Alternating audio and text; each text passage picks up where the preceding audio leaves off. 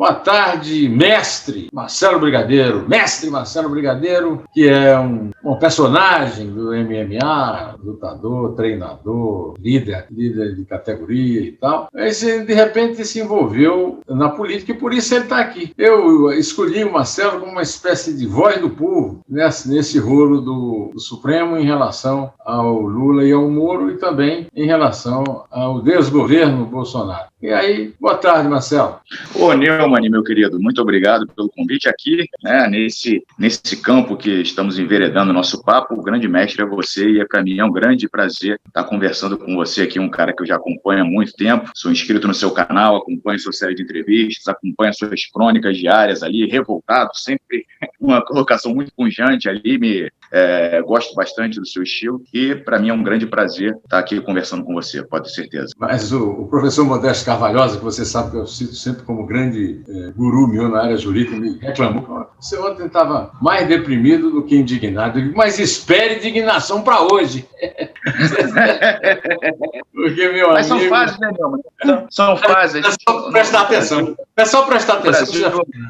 O Brasil, se você não viver completamente alienado do que acontece de verdade, você oscila ali entre frustração, depressão, raiva, e fica passando por esses estados de diferentes emoções de uma forma quase que num loop infinito, porque eu falava ontem ainda com a minha esposa que ela fala, mas as coisas no Brasil se esquecem muito rapidamente. Não é que se esquece, é que é tamanha a quantidade de absurdos que eles vão sobrepujando um ao outro, e aí amanhã você já não lembra mais de um absurdo enorme, porque o maior ainda aconteceu. Então, viver no Brasil é complicado, é só para quem é muito casca grossa mesmo.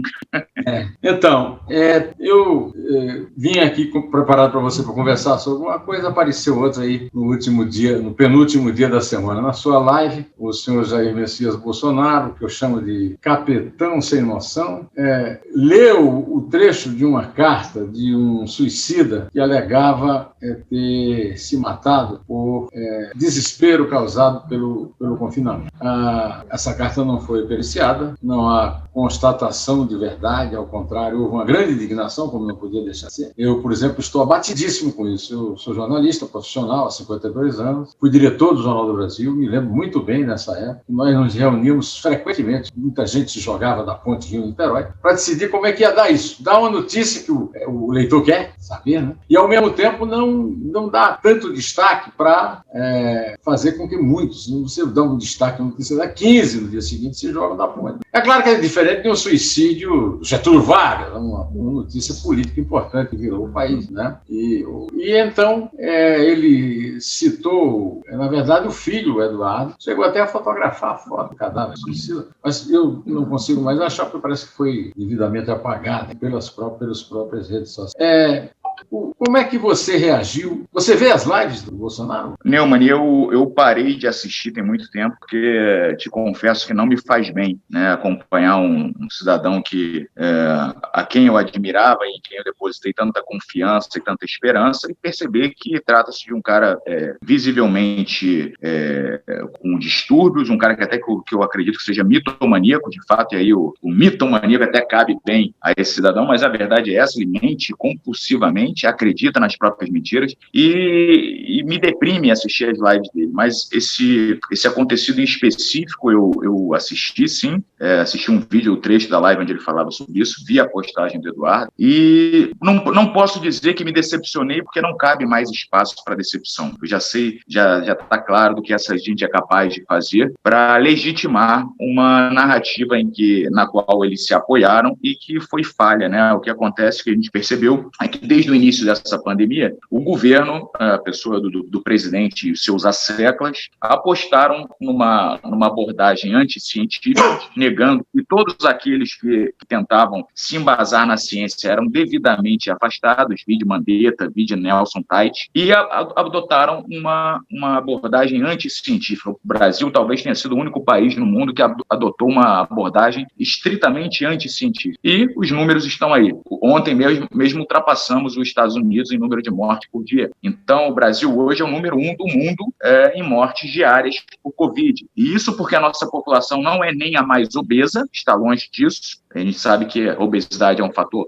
preponderante para a letalidade dessa doença. Também não é a população mais idosa. Então, o fato de estarmos em primeiro nessa lista maldita, ela mostra exatamente a ineficácia da abordagem adotada pelo governo federal. Mas, como falta hombridade, inclusive, para assumir erros e responsabilidades, a gente vê que a delegação de responsabilidades é algo usual nesse governo, né? Eles encampam nas mais grotescas e absurdas narrativas, tentando passar a imagem de que estão certos. Nem que para isso tenham que apelar por uma coisa esdrúxula como essa, de expor, como você muito bem falou, tratar de suicídio publicamente é muito delicado, porque é algo que estimula novos acontecimentos do mesmo feitio. Então é simplesmente um absurdo, é uma falta de empatia, uma falta de respeito total, e é muito triste que nós, brasileiros, tenhamos um sujeito com essas atitudes à frente do Brasil.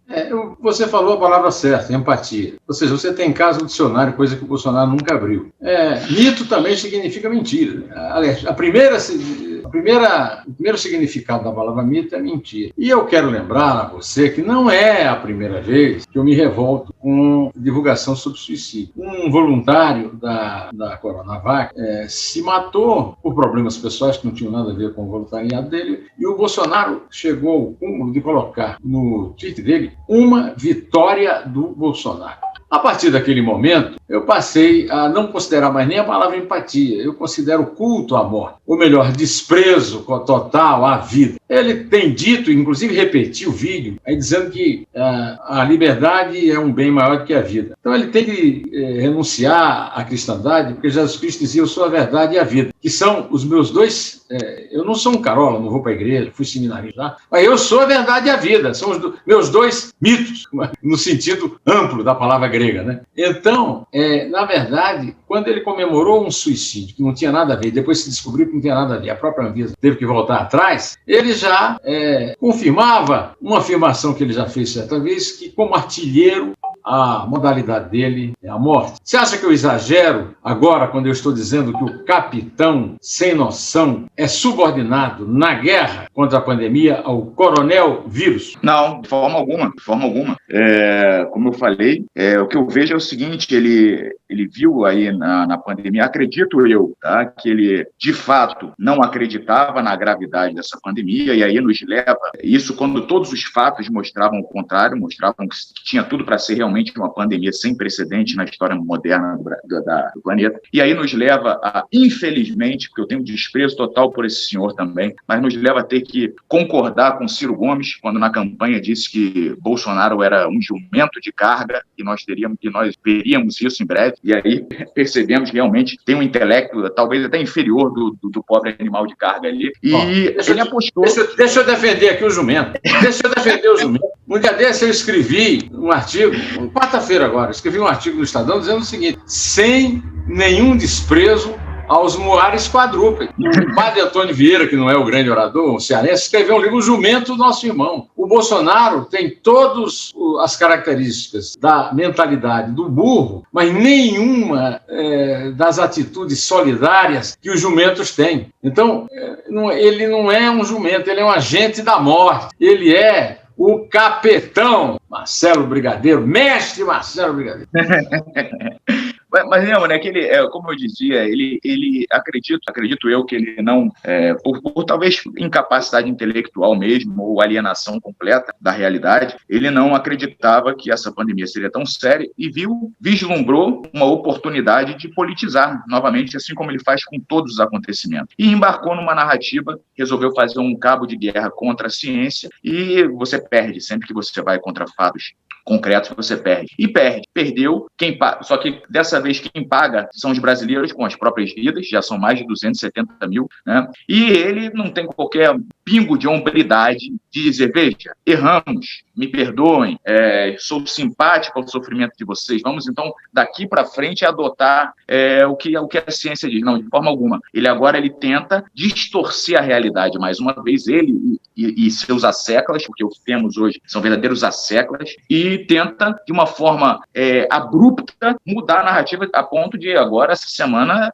ele, os filhos e seus seguidores quererem emplacar a narrativa de que ele sempre defendeu a vacina. Então, o que a gente vê é algo absurdo, faz a gente até questionar a nossa própria sanidade mental. Você fala, peraí, não é possível, eu estou vendo há quase um ano esse cara desdenhar do uso da máscara, desdenhar do isolamento social, desdenhar da vacina, e agora, de repente, ele aparece mascarado, ele e os filhos dizendo que sempre defendeu a vacina. Peraí, calma aí. Então, a situação que nós vivemos hoje é uma situação de surrealidade mesmo, né? Eu acredito que nem nos pesadelos mais sombrios a gente poderia imaginar que Bolsonaro conseguiria ser tão ruim quanto o desgoverno petista.